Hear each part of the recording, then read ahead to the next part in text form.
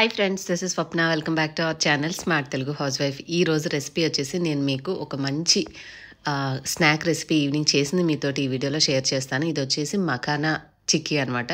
So రెగ్యులర్గా peanut అంటే మనం పల్లీలతో చేస్తూ ఉంటాం కదా, నా దగ్గర ఉన్న మఖానా చిన్న సైజు ఉండడం వల్ల సో దీంతో చిక్కీ లాగా చేస్తే ఎట్లా ఉంటుందని చెప్పి చేశాను. టేస్ట్ అయితే అసలు చాలా చాలా బాగుంది, చాలా బాగా కుదిరింది. చిన్న చిన్న మిస్టేక్స్ కూడా జరిగాయి, అవన్నీ కూడా మీతో షేర్ చేస్తాను సో దట్ మీరు కూడా ట్రై చేయొచ్చు. దీనికోసం ఇవాళ నేను యూస్ చేసేటటువంటి కుక్వేర్ ముందు మీతో షేర్ చేసి తర్వాత మనం రెసిపీలోకి వెళ్దాం. ఇది వచ్చేసి నేను అగారో బ్రాండ్ నుంచి తీసుకున్నటువంటి క్యాస్ట్ ఐరన్ ప్యాన్ అనమాట, ఫ్రై ప్యాను, అలాగే కడాయి.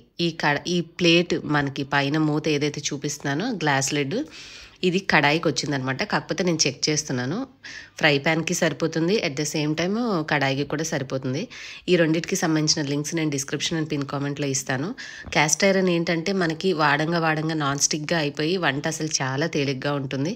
సీజనింగ్ చేసుకుంటే ఎన్ని సంవత్సరాలైనా తరతరాలుగా వాడుకోవచ్చు అనమాట. సో ఫస్ట్ మనం ఇవి తీసుకున్న తర్వాత వాష్ చేసుకొని తర్వాత ఒక్కసారి సీజనింగ్ చేసుకుని వాడుకుంటే మనకి ఇంకా నెక్స్ట్ నుంచి ఏ ఇబ్బంది లేకుండా చాలా బాగుంటుంది. యూసేజ్ అయిపోయిన ప్రతిసారి కొంచెం వేడి మీద ఆయిల్ అప్లై చేసేసి టిష్యూతో తుడిచి పక్కన పెట్టుకోండి, చక్కగా పనిచేస్తుంది. సో అందుకని నేను ఇక్కడ సీజనింగ్ కూడా చేస్తున్నాను. మీకు క్యాస్ట్ ఐరన్ కడాయి చూపించాను కదా, గ్లాస్ లిడ్ ఉన్నది, అది వచ్చేసి మనకి 4.3 లీటర్ కెపాసిటీ అనమాట. ఈ పెద్దది మనకి యూనిఫామ్గా ఉంటుంది, ఫాస్ట్గా హీట్ అవుతుంది. హెవీ వెయిట్ ఉండడం వల్ల అడుగంటడం అట్లా ఇబ్బంది ఉండదు. చక్కగా మనకి రోజువారీ ఆహారంలో కావాల్సిన ఐరన్ కూడా వస్తూ ఉంటుంది. మనం వీటిలో ఏదైనా డైలీ చేసే అవకాశం ఉంటే, ఏదైనా వండుకునే ఉంటే, కుక్ చేసుకుంటూ ఉన్నాం అనుకోండి, ఐరన్ అబ్జార్ప్షన్ కూడా ఉంటుంది. గ్యాస్ మీద వాడుకోవచ్చు, at the same time induction మీద కూడా వాడుకోవచ్చు అనమాట. సో ఓవెన్లో కూడా యూస్ చేయొచ్చు, ఓవెన్ కంపాటబుల్ ఉంటుంది, ఇండక్షన్ ఓవెన్ కంపాటబుల్ ఉంటుంది. ఫ్రై చేసుకోవడానికి, కుకింగ్కి రెగ్యులర్గా బాగుంటుంది. అండ్ ఇంకొకటి వీళ్ళు మనకి హ్యాండిల్స్కి చిన్న పౌచెస్ లాంటివి కూడా ఇచ్చారండి. సో గబుక్కున ఎక్కువ వేడెక్కి ఉంటుంది కదా ఐరన్ పాత్ర, మనకి చేతులు కాలకుండా ఆ పౌచెస్ హ్యాండిల్స్కి తగిలించుకున్నామంటే ఇబ్బంది ఉండదు. ఫస్ట్ అయితే నేను ఒక స్పూను నెయ్యి వేసి మఖానాని లైట్గా మీడియం ఫ్లేమ్లో పెట్టుకొని నిదానంగా ఫ్రై చేసుకోవాలి. కాసేపు ఫ్రై అయిన తర్వాత పక్కన పెడితే మనం ఇట్లాగా ప్రెస్ చేస్తే పౌడర్ లాగా అయిపోతుంది అనమాట, క్రిస్పీగా తయారవుతాయి. సో అలాగా నేను ఫ్రై ప్యాన్లో ఫ్రై చేసేసి పక్కకు పెట్టేశాను మఖానాని. వేడి మీద అలా కాకుండా వేరే ప్లేట్లో తీసి సైడ్ పెట్టుకుంటే త్వరగా చల్లారుతుంది.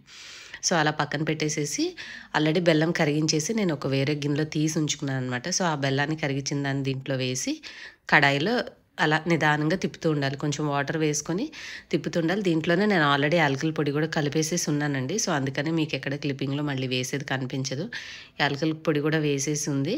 మనకి కొంచెం పలచగా ఉంది కాబట్టి ఇది గట్టి పాకం వచ్చే వరకు, మనకి చిక్కీకి ఎట్లాగా చేసుకుంటామో అంత పాకం వచ్చే వరకు కూడా కలుపుకుంటూ ఉండాలి. చివరిలో ఒక స్పూన్ ఆయిల్ వేసుకున్న తర్వాత అప్పుడు మనము ఈ మఖానా అనేది యాడ్ చేసుకోవాలి.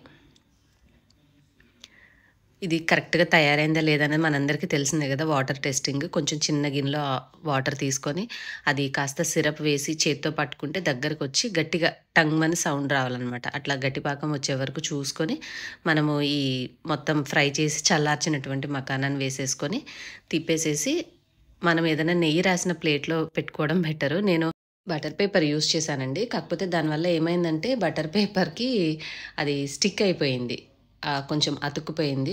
సో బటర్ పేపర్ బేకింగ్లో వాడతాం కదా, సో నేను ఎప్పుడు ఇట్లాంటి వాటికి యూస్ చేయలేదు, అందుకని ఐడియా లేకుండా దాని మీద అయితే మంచిగా నాన్ స్టిక్కీగా అంటుకోకుండా వచ్చేస్తుంది అన్నాను. కానీ నేను ఒకటి అనుకుంటే అదొకటి అయింది. దీనికంటే సిల్వర్ ఫాయిల్ ఏమైనా ట్రై చేస్తే బెటర్ ఏమో.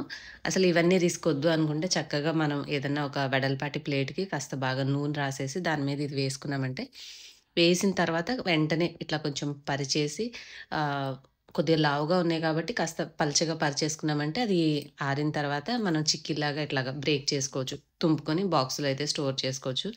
నాకైతే రెసిపీ చాలా చాలా బాగా నచ్చింది. ఒక ప్యాకెట్ తెచ్చేసి ఇట్లా ప్రిపేర్ చేసేసి ఒక బాక్స్లో వేసేసి ఉంచామనుకోండి, సాయంత్రం అయినప్పుడు కానీ మనము అన్నం తిన్న తర్వాత ఏదైనా స్వీట్ తినాలనిపించినా, పిల్లలకి ఈవినింగ్ స్నాక్స్ లాగా వాళ్ళకి ఇవ్వాలనుకున్నా కూడా రెడీగా ఉంటాయి. అప్పటికప్పుడు గబుక్కుని ఏదో బయటకు వెళ్ళి కొనుక్కోకుండా వాళ్ళకి ఇవి ఒక క్యారమెల్ పాప్కార్న్ స్టైల్లో ఉంటాయి అనమాట.